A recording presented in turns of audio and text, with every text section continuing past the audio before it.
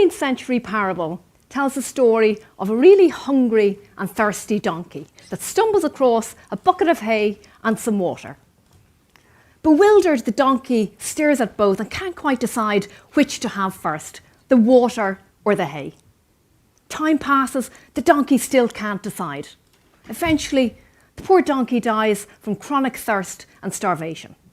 Or is it actually from chronic indecision? Fast forward to the 21st century, and how many of us sometimes feel like that indecision donkey? We make a big deal out of something small, we don't think about the future consequences of our actions, and we become paralysed at the thought of making a mistake. Well, as a behavioural scientist with 30 years in corporate life, I've studied many different books and articles on decision making. Most of them will tell you how to make a better or a smarter decision. Very few will tell you how to make a decision, any decision, when you're feeling mentally stuck. But what if by simply understanding why you can't make a decision, you can learn to overcome indecision? Well, anyone can become a confident decision ninja by changing their perspective, by reframing how they think about that particular indecision. And all you need is 3 simple science-based techniques. But first, let's look at the nature of indecision itself. Nearly 6 billion Google searches tell us it's not necessarily the most complex of decisions that baffle us. It can be what to wear, what to watch on Netflix, just as much as it can be whether to speak up against wrongdoing, whether to change your job, change your partner, or start a new business. It's different for everyone, young or old, rich or poor.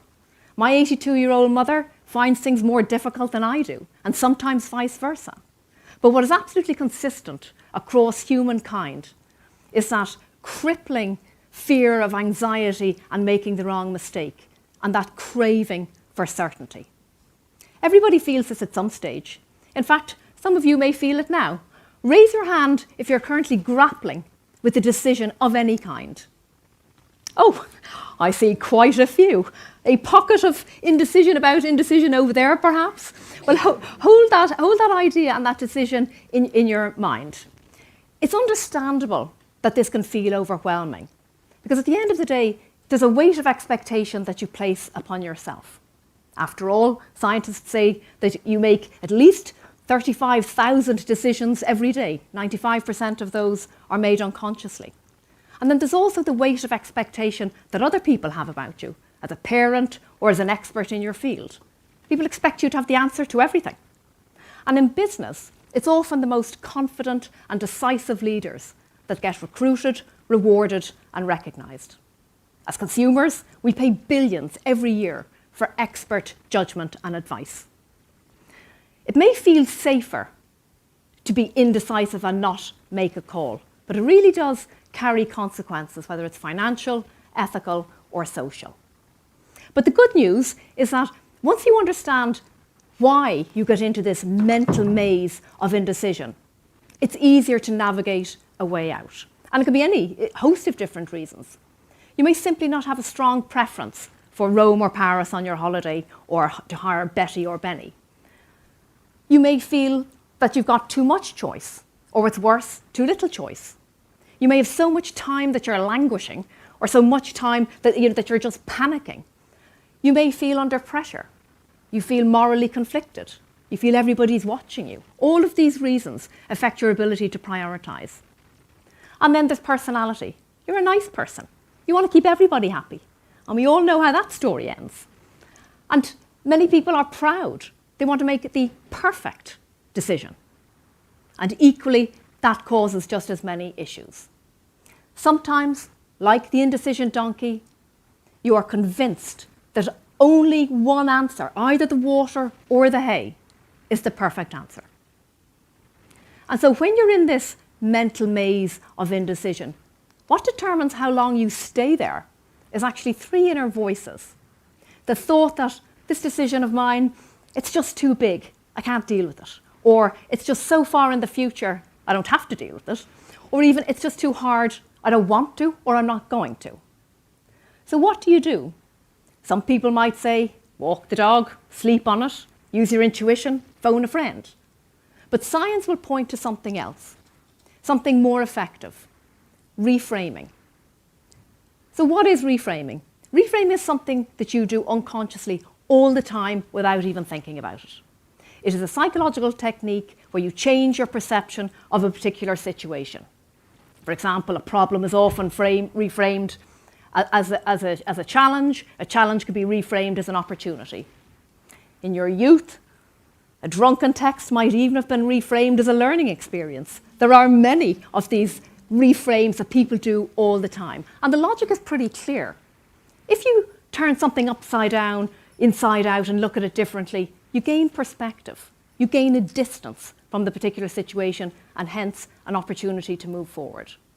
And in exactly the same way, if you take these unconscious ideas that your dilemma is too big, it's too far, it's too hard, and you consciously make yourself feel that it's smaller, sooner, and easier, you will find a way through this maze. So let's take the first of these.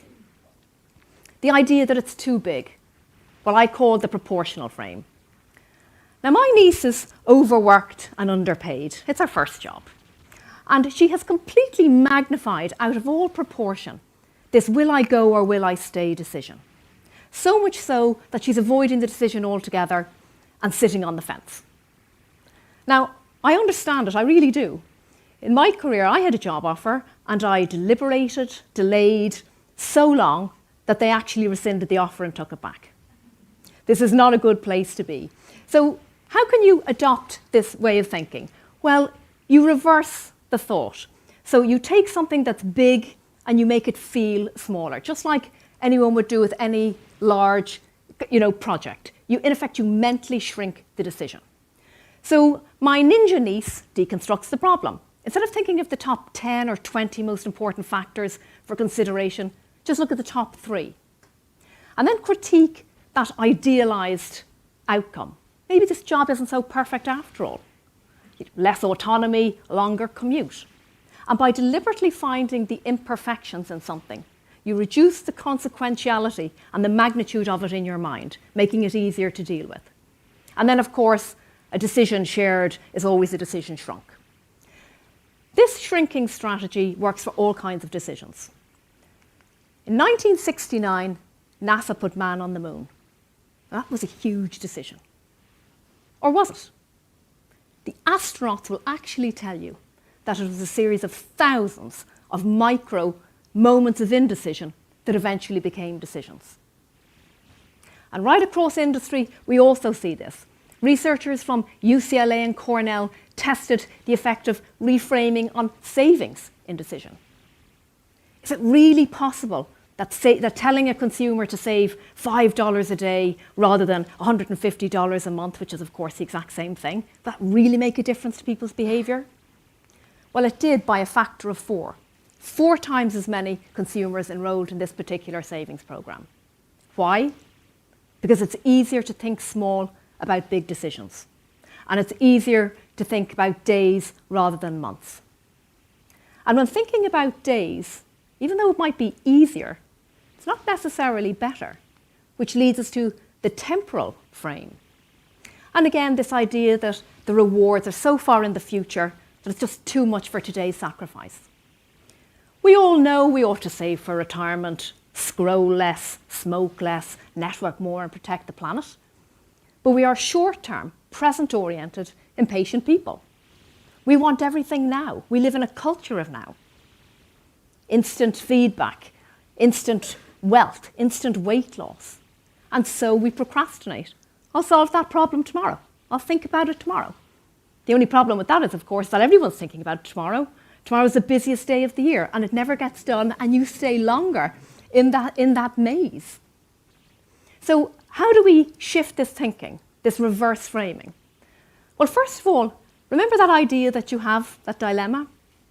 Think about it and ask yourself, how will this decision feel in 2 weeks, 2 months, 2 years, or 2 decades? And that's quite hard, but it starts to shift you thinking and getting out of the present mode. Scientists will say, to make it easier, visualize yourself 2 weeks, 2 months, 2 years, 2 decades ahead. And when you do that, what you're actually doing is you're bringing your future self back to today so you can make the decision in the moment. And again, scientists have tested this, with virtual reality, avatars, age-progressed photos. And what they have found that it does impact behaviour, and that people have indicated an intention to eat less, cheat less, smoke less, and save more.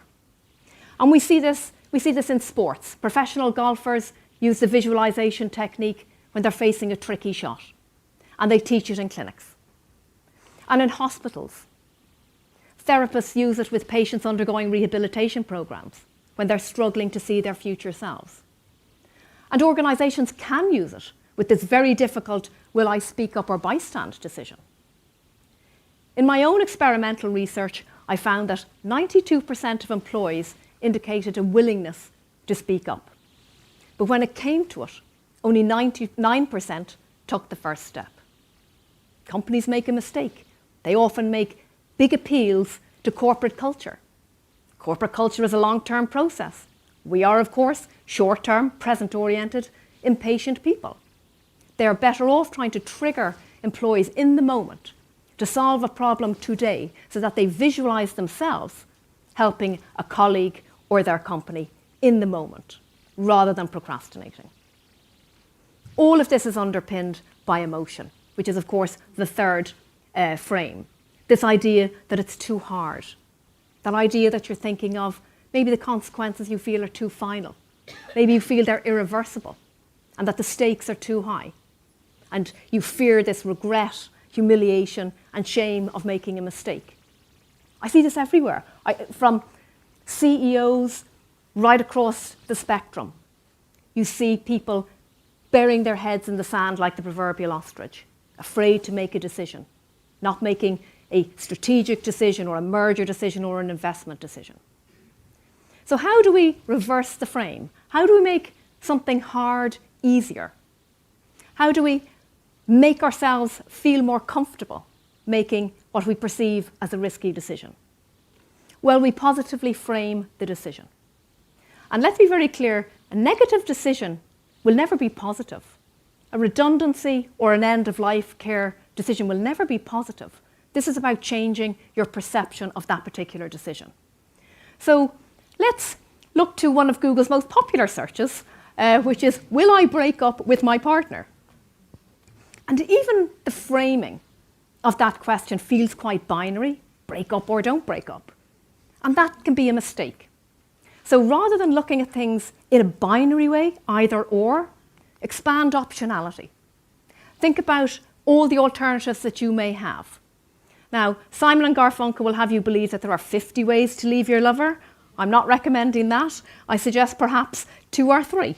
And even before you get to this point, you can take a holiday, see a therapist, have a trial separation, have an open marriage. There are plenty of options to consider.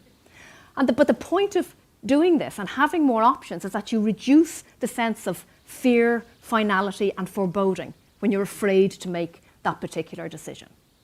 And then think about the stories that you're telling yourself. If you choose to tell yourself that 90% of people who break up end up in abject misery rather than having a shot at the fairy tale happy ever after ending, it's predictable whether you'll procrastinate and keep your head in the sand. All of this is rooted in the work of Martin Seligman's positive psychology, self-narratives, and also Daniel Kahneman's gain framing. And nowhere did the world see more powerfully the effect of positive framing than during COVID. Governments, regulators, medical practitioners all over the world encourage citizens to wear masks with a simple appeal: masks save lives. It was an appeal to hope, to emotion, and to protecting family. And in many cases, it worked. It shifted people out of indecision. Now, if you're still head scratching with that dilemma of yours and thinking, I'm still not sure what I'm going to do about it, I'd like to share with you my own technique that always works for me, and I call it the probability test. And it's 3 very simple questions. And the questions are, if I make this decision, what's the worst thing that will happen? And then I ask, what is the likelihood of this happening? And if that happens, what will I do about it? And the reason that I think that this works is because it replays the 3 frames. I've already visualised the worst case scenario and thought about it now. I've gone there and I've concluded that the chance of disaster is probably unlikely. So I've shrunk the probability in my mind of this big decision. And because I've created some optionality and choice around what I would do, I feel more positive about it. I feel more confident and able to move forward. And therefore, I've actually just made it easier. At the end of the day, this is all about perspective. And perspective can be changed. Anybody can get out of this maze of mental indecision by understanding why you get in there in the first place and by using these principles of reverse framing. And it can be done in seconds. Indecision is just a transitory phase. Think back of all the decisions you've made in your life. Your 20s, your 30s, your 40s, and I'm stopping there. And most of them have worked out pretty well. So the final reframe is that of indecision itself. If you choose to change the idea that indecision is a paralysing problem and look at it as an opportunity to gain a broader perspective, you really will make not just a decision, but a better decision and a smarter decision. Thank you very much.